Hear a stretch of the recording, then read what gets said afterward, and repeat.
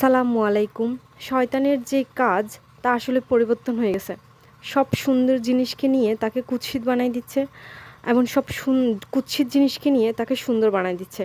সুতরাং আমাদের দিন, ইসলাম এবং ইসলামের পথ বা নিয়মকানুন আমাদেরকে প্রটেক্ট করার জন্য, আমাদেরকে হারাম কাজ থেকে বিরত রাখার জন্য বানাইছে। আপনি একজন বাচ্চার কথা চিন্তা করেন, একজন বাচ্চা সবসময় কীরকম থাকে? Uncontrol emotions, uncontrol desire. যদি একটা বাচ্চার চকলেট পছন্দ করে, সে সারাদিনই চকলেট চাইবে, আর আপনি তাকে খুশি করার জন্য সারাদিনই চকলেট দিবেন। এতে করে সে বাচ্চার কি হবে? বাচ্চা মৃত্যুর দিকে ধাবিত হবে অতিরিক্ত মিষ্টির কারণে। দ্বিতীয়ত, তার দাঁতের অবস্থা খারাপ হবে।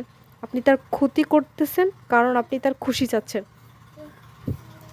আপনি যদি গভীরভাবে চিন্তা করেন তাহলে দেখবেন আমাদের বড়দের মধ্যেও এই ধরনের বাচ্চা ভাব আছে।